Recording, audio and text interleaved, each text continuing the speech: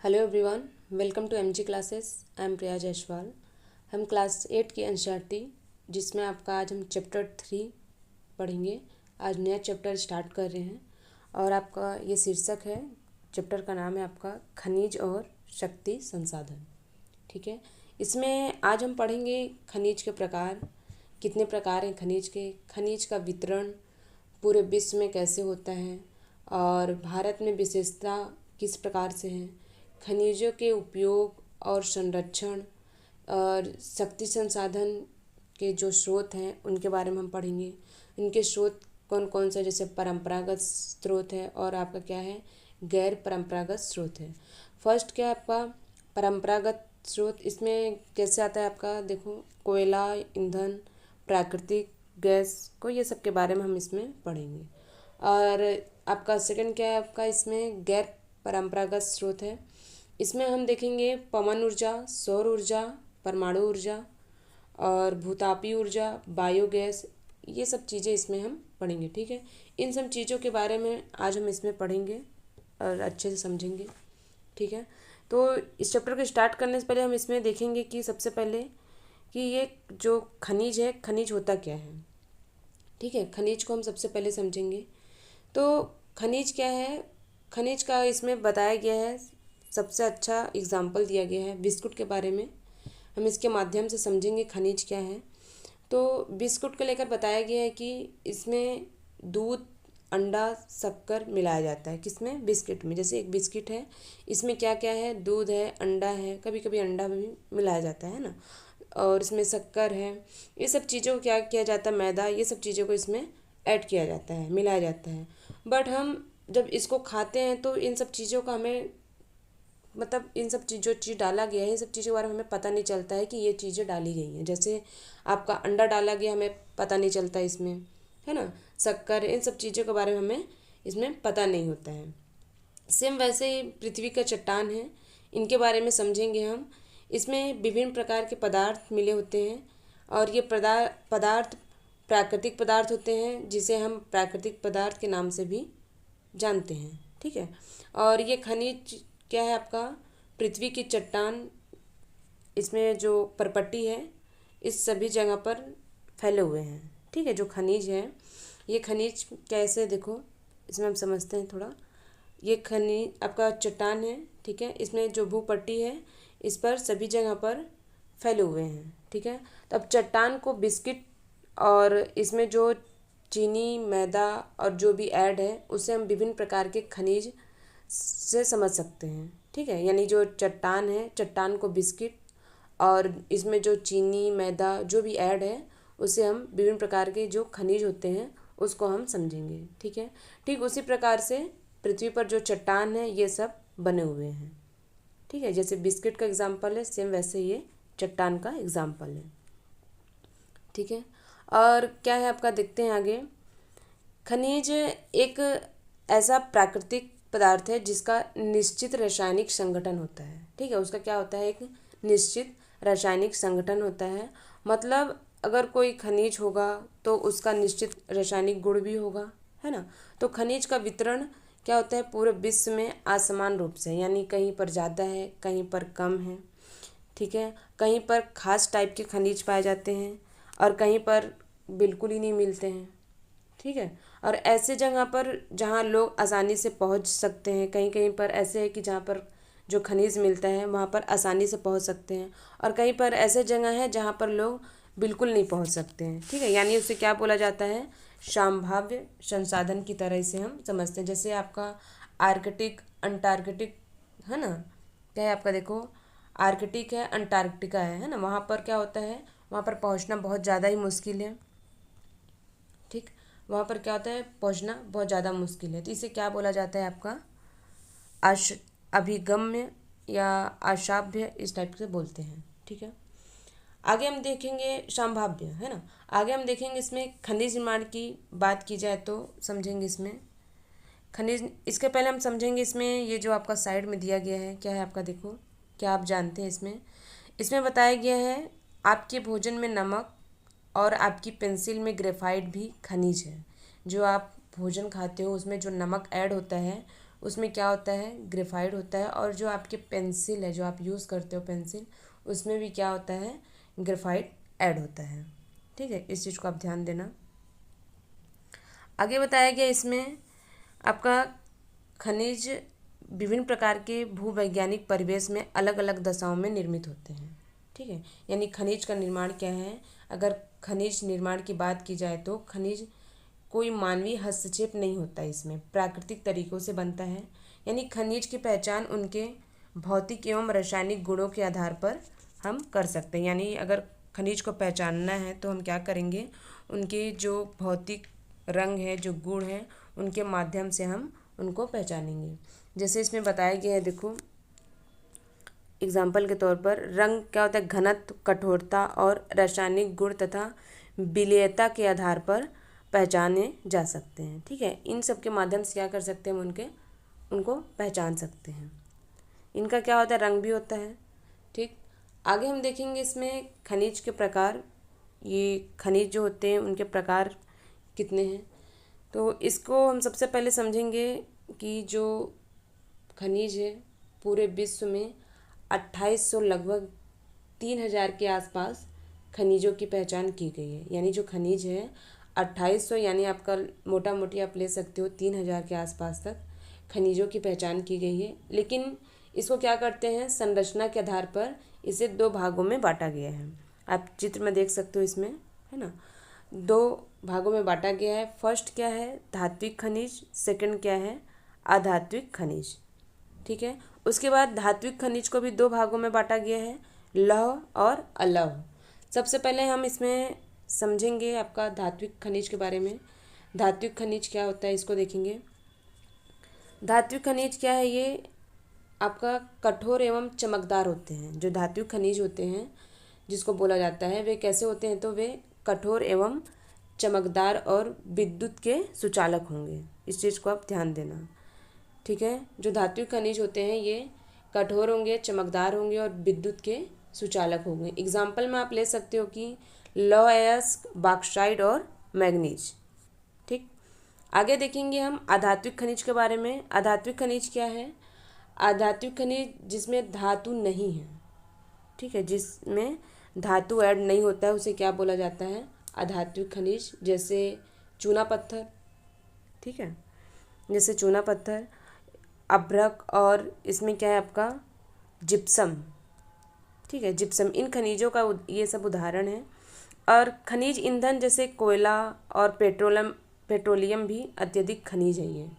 ठीक है, इस चीज़ को ध्यान देना।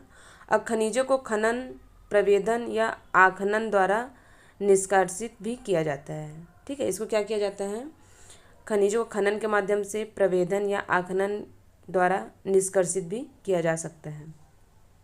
ठीक है, इसके पहले हम इसको देखेंगे। यहाँ पर जो आपका क्या आप जानते हैं, साइड में दिया गया आपका सेल के बारे में। सेल क्या होता है इसको समझेंगे।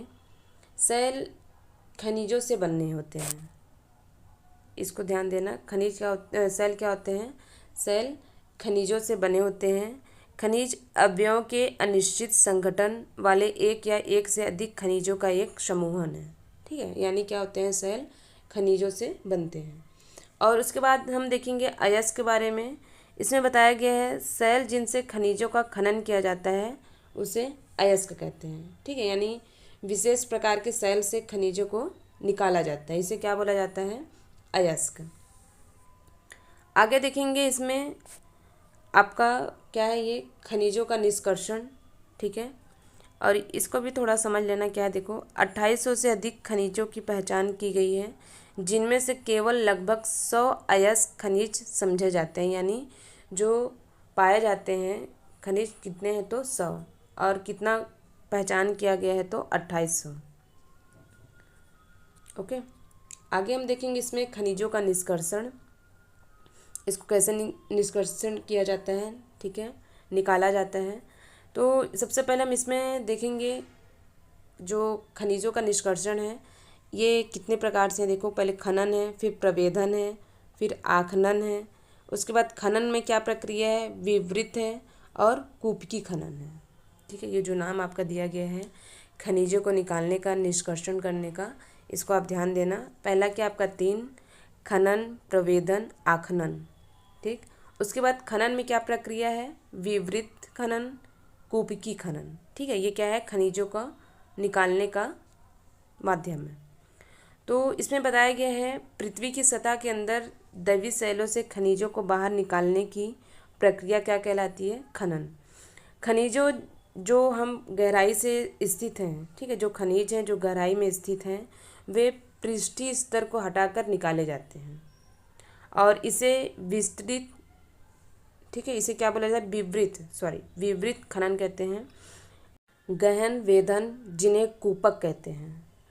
अधिक गहराई में स्थित खनिज निक्षेपों तक पहुंचने के लिए बनाए जाते हैं, इसे कूपकी खनन कहते हैं। ठीक है, और इसमें आगे बताया गया है पेट्रोलियम और प्राकृतिक गैस धरातल के बहुत नीचे पाए जाते हैं, उन्हें बाहर निकालने के लिए गहन कूपों की खुदाई की जाती है, इसे क्या बोला जाता है, प्रवेधन। ठीक है, आप चित्र में भी देख सकते हो, इसमें क्या बोला जाता है, प्रवेधन कहते हैं।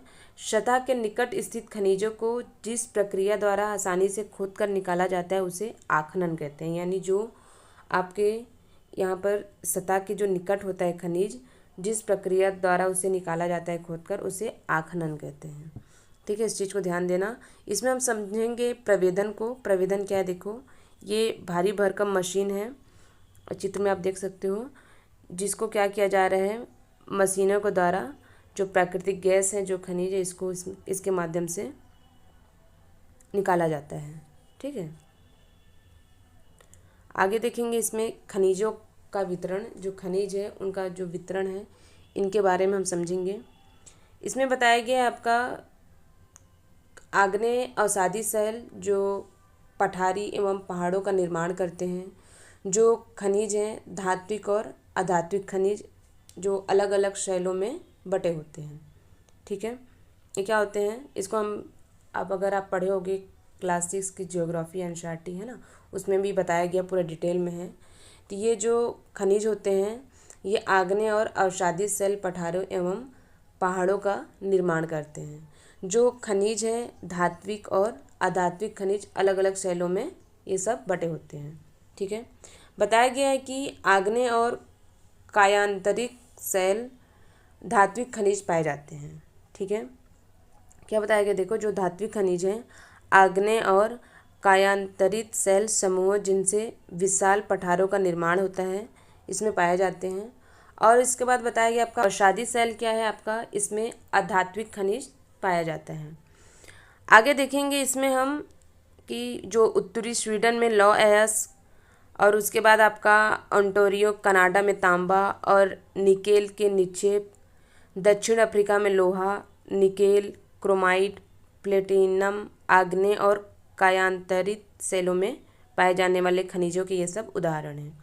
ठीक है, अब मैदानों और नवीन वलित पर्वतों के जो अवसादी शैल हैं समूह में आधात्विक खनिज जैसे चूना पत्थर पाए जाते हैं। ठीक है, वैसे हम समझेंगे खनिजों का वितरण इसमें कैसे है। सबसे पहले देखेंगे हम यहाँ पर जो बताया गया है, देखो क्या आप जानते हैं करके, आप सेल को देखकर बता सकते हैं यदि इसमें तांबा है, क्योंकि तब सेल का रंग नीला प्रतीत होगा। यानी उनका भी क्या होता है, कलर होता है, आप कलर के माध्यम से पहचान सकते हैं कि ये क्या है। ठीक है, तांबा है कि क्या है, तो आप इसको पहचान सकते हो। क्यों, क्योंकि इसका कलर नीला बताया गया इसमें। ठीक है, इसको ध्यान देना आप।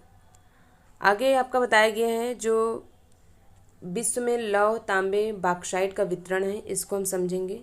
ठीक है, इसमें आपका बताया गया है एशिया में, चीन में, यूरोप में, उत्तर अमेरिका में, दक्षिण अमेरिका में। लेकिन इसको समझने से पहले हम सबसे पहले मैप को समझेंगे। ठीक है, आप देख सकते हो यहाँ पर क्या क्या है, देखो मैप को थोड़ा हम देखेंगे। ठीक है,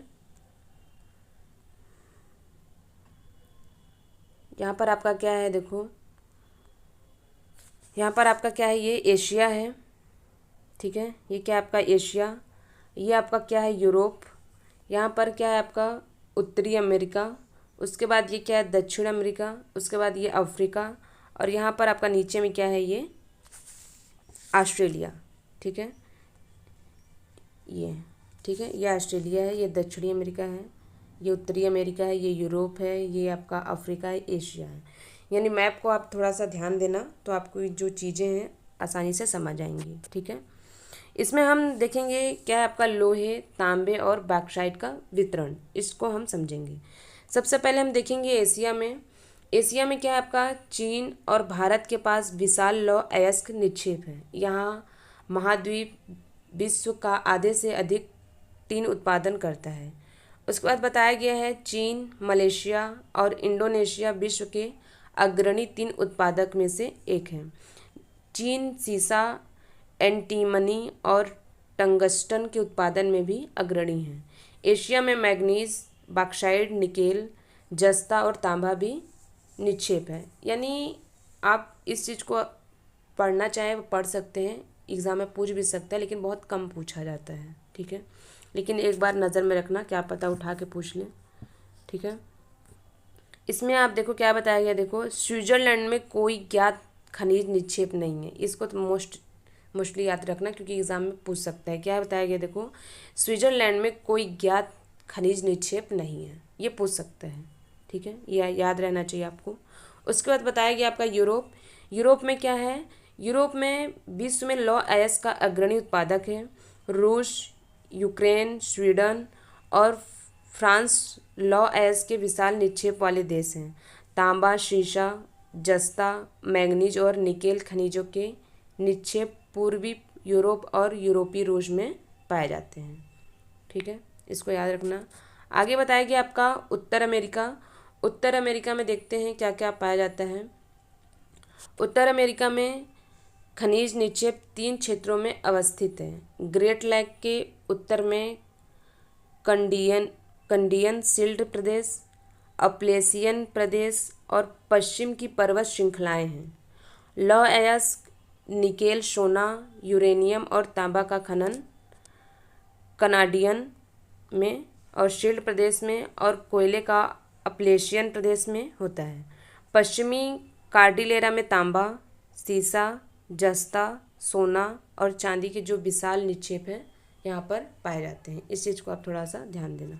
ठीक है, सबसे पहले हम यहाँ पर देखेंगे क्या बताया गया है। देखो विश्व के रूपरेखा मानचित्र में कनाडियन शील्ड, अपलेशियन पर्वत, ग्रेट लेक और पश्चिमी कार्डिलेरा पर्वत श्रृंखला को मानचित्रावली की सहायता से चिन्हित कीजिए। इसमें आपको समझना है तो आप मैप अगर पढ़ते हो, है ना, यानी ज्योग्राफी आप पढ़ रहे हो तो मैप रखना ज़रूरी है। तो आप इसमें चिन्हित करके चीज़ों को आसानी से समझ सकते हो। ठीक है, आगे हम समझेंगे दक्षिण अमेरिका के बारे में। ब्राज़ील विश्व में उच्च कोटि के लौह अयस्क का सबसे बड़ा उत्पादक है। चिली, पेरू तांबे के अग्रणी उत्पादक हैं। ब्राज़ील और बोलीविया विश्व में टीन के सबसे बड़े उत्पादकों में से एक हैं। दक्षिण अमेरिका में देखते हैं, वहाँ पर पास सोना, दक्षिण अमेरिका के पास में सोना, चांदी, जस्ता, क्रोमियम, मैंगनीज, बॉक्साइट, अभ्रक, प्लेटिनम, एस्बेस्टस और हीरा के विशाल निक्षेप भी पाए जाते हैं। खनिज तेल वेनेजुएला, अर्जेंटीना, चिली, पेरू और कोलंबिया में पाया जाता है। ठीक है, इसको याद रखना।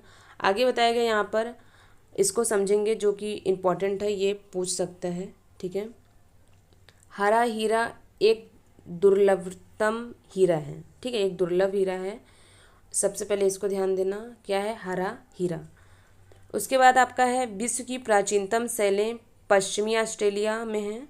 वे 430 करोड़ वर्ष में पूर्व में बने पृथ्वी के निर्माण के मात्र 30 करोड़ वर्ष पश्चात। ठीक है, इसको भी आप ध्यान देना, ये दोनों एग्जाम में पूछ सकते हैं। आगे देखेंगे हम अफ्रीका के बारे में। अफ्रीका के बारे में बताया गया आपका खनिज संसाधनों में से धनी है। यहाँ पर हीरा, सोना, प्लेटिनम का विश्व में सबसे बड़ा उत्पादक है। दक्षिण अफ्रीका, जिम्बाब्वे और जायरे विश्व के सोने का एक बड़ा भाग उत्पादित करते हैं। यहाँ पर तांबा, लौह अयस्क, क्रोमियम, यूरेनियम, कोबाल्ट, बॉक्साइट दक्षिण अफ्रीका में पाए जाने वाले अन्य खनिज होते हैं। तेल नाइजीरिया, लीबिया और अंगोला में पाया जाता है। ठीक है, आगे बताया गया है ऑस्ट्रेलिया के बारे में। ऑस्ट्रेलिया में विश्व में बॉक्साइट का सबसे बड़ा उत्पादक है। यह सोना, हीरा, लौह अयस्क, टीन और निकेल का अग्रणी उत्पादक है। यहाँ पर तांबा, शीशा, जस्ता और मैंगनीज में भी संपन्न है। और पश्चिम ऑस्ट्रेलिया के कालगुरली और कालगार्डी क्षेत्रों में सोने के सबसे बड़े निक्षेप हैं। ठीक है, क्या क्या आपका कालगुरली है और कूलगार्डी है, इसको ध्यान देना। आगे आपका है इसमें अंटार्कटिका के बारे में बताया गया है। इसमें विभिन्न खनिज निक्षेपों पूर्वानुमान के कुछ संभवतः विशाल के लिए अंटार्कटिका का भूविज्ञान पर्याप्त रूप से सुप्रसिद्ध है। ट्रांस अंटार्कटिक पर्वत में कोयले और पूर्व अंटार्कटिका के प्रिंस चार्ल्स पर्वत के निकट लोहे के महत्वपूर्ण मात्रा में निक्षेपों का पूर्वानुमान किया जाता है। लौह अयस्क, सोना, चांदी और तेल के वाणिज्यिक मात्रा में उपलब्ध है। इसको आप ध्यान देना। ठीक है, ये आप एक एक बार नज़र में रखना। क्या पता, ये डेटा है जो कि इसको मैं अपने भाषा में नहीं समझा सकती, अपने शब्द में, है ना। ये क्या है, आपको पढ़ना पड़ेगा इसको ऐसे ही, ताकि ये समझ जाए। जो चीज़ें समझाने लायक थी स्टार्टिंग में, उसको मैं अपने लैंग्वेज में, अपनी भाषा में उसको, है ना, उसके माध्यम से समझाई हूँ, ताकि वो ईज़िली आपको समझ आए। और इसमें नहीं समझा सकती क्योंकि इसमें ये सब चीज़ों को आपको क्या करना है, पढ़ना है। ठीक है, इसको आपको पढ़ना ही पड़ेगा। आगे देखेंगे हम भारत में वितरण। भारत में वितरण क्या क्या है, कहाँ कहाँ पर है। ठीक है, हम देखेंगे लोहा। लोहा कहाँ पर है आपका, भारत में उच्च कोटि के लौह अयस्क निक्षेप हैं। यह खनिज मुख्यतः झारखंड, उड़ीसा, छत्तीसगढ़, मध्य प्रदेश, गोवा, महाराष्ट्र और कर्नाटक में पाया जाता है। इसको आप जब भी पढ़ना, ध्यान देना, मैप के माध्यम से पढ़ना। मैप के माध्यम से अगर आप पढ़ोगे तो चीज़ें आसानी से आपको याद रहेगी, वरना आप अगर रटते बैठोगे तो आपको माइंड से ये सब चीज़ें सब निकल जाएगा। ठीक है, तो इसको ध्यान देना। आप कैसे पढ़ोगे, मैप के माध्यम से। जैसे ये आपका भारत का मैप है, इसको आप, ये है तो नहीं, मैं किसी भी एग्जाम्पल के बता रही हूँ, है ना। तो झारखंड कहाँ पे है, उड़ीसा कहाँ पर है, उड़ीसा कहाँ पर है, छत्तीसगढ़ कहाँ पर है, मध्य प्रदेश कहाँ पर है, गोवा, महाराष्ट्र, ये सब चीज़ें आपको याद होनी चाहिए, तभी आपको ये सब, आप इसको याद कर पाओगे। ठीक है, दिल्ली अगर आप देख, तो रटने की ज़रूरत नहीं है। दिल्ली अगर आप देखोगे ऐसे तो आपको मैप याद हो जाता है। ठीक है, आगे देखेंगे बॉक्साइट के बारे में। बॉक्साइट आपका, इसके मुख्य उत्पादक क्षेत्र झारखंड, उड़ीसा, छत्तीसगढ़, मध्य प्रदेश, गुजरात और महाराष्ट्र और तमिलनाडु में है। ठीक है, एक चीज़ ध्यान देना, आपका एग्ज़ाम में ज़रूर पूछा जाता है जो इंडिया में पाया जाता है खनिज। ठीक है, वो स्पेशली पूछा जाता है, वो आपका अलग से हटा देगा, लेकिन जो इंडिया में पाया जाता है ये ज़रूर पूछेगा। एक क्वेश्चन तो फिक्स ही रहता है। ठीक है, आगे हम देखेंगे अभ्रक के बारे में। अभ्रक कहाँ पर है, अभ्रक निक्षेप मुख्यतः झारखंड, बिहार, आंध्र प्रदेश और राजस्थान में पाए जाते हैं। भारत विश्व में अभ्रक का सबसे बड़ा उत्पादक और निर्यातक क्षेत्र है। और क्या है ये, भारत अभ्रक का है सबसे बड़ा उत्पादक और निर्यातक क्षेत्र है, इसको याद रखना। आगे आपका तांबा के बारे में है। यह मुख्यतः राजस्थान, मध्य प्रदेश, झारखंड, कर्नाटक, आंध्र प्रदेश में उत्पादित होता है। मैग्नीज भारत में मैग्नीज निक्षेप महाराष्ट्र, मध्य प्रदेश, छत्तीसगढ़, उड़ीसा, कर्नाटक और आंध्र प्रदेश में स्थित है। सोना कहाँ पर है, सोना भारत में कर्नाटक में कोलार में सोने का निक्षेप है और ये खाने विश्व की गहरी खानों में से एक है। ठीक है, जो खान है, इनकी खानें होती हैं, ये विश्व की गहरी खानों में से एक हैं, जो इस अयस्क के खनन को बहुत ज़्यादा खर्चीली प्रक्रिया बनाती है, यानी बहुत ज़्यादा इसके खनन में खर्च होता है। आगे बताया गया आपका चूना पत्थर। चूना पत्थर, भारत में चूना पत्थर उत्पादन करने वाले महत्वपूर्ण राज्य क्या है आपका, बिहार है, झारखंड है, उड़ीसा है, मध्य प्रदेश, छत्तीसगढ़, राजस्थान, गुजरात और तमिलनाडु। यहाँ पर क्या होता है, मुख्य रूप से आपका चूना पाया जाता है। उसके बाद आपका नमक। नमक या समुद्र, झील और सैलों से प्राप्त किया जाता है। ठीक है, अब भारत नमक का अग्रणी उत्पादक और निर्यातक क्षेत्र है। तो नमक सबसे ज़्यादा कहाँ पर उत्पादन होता है आपका और निर्यात किया जाता है, तो याद रखना कहाँ पर, भारत में। ठीक है, इस चीज़ को आप ध्यान देना। आप यहाँ चित्र में भी देख सकते हो, चूना पत्थर का खनन है। और ये क्या आपका नमक का है। ठीक है, राजस्थान के सांबर झील का है ये। सांबर झील में नमक का निष्कर्षण किया जा रहा है। ठीक है, हम नेक्स्ट वीडियो में देखेंगे खनिज का उपयोग। खनिज का उपयोग कहाँ पर होता है, उसके बाद संरक्षण देखेंगे। ठीक है, कैसे किया जाता है। उसके बाद खनिज के संरक्षण के बारे में हम समझेंगे। और ठीक है, इसके परंपरागत स्रोत क्या क्या है आप देख सकते हो। ठीक है, ये सबको हम नेक्स्ट वीडियो में देखेंगे। ठीक है, ओके, थैंक यू।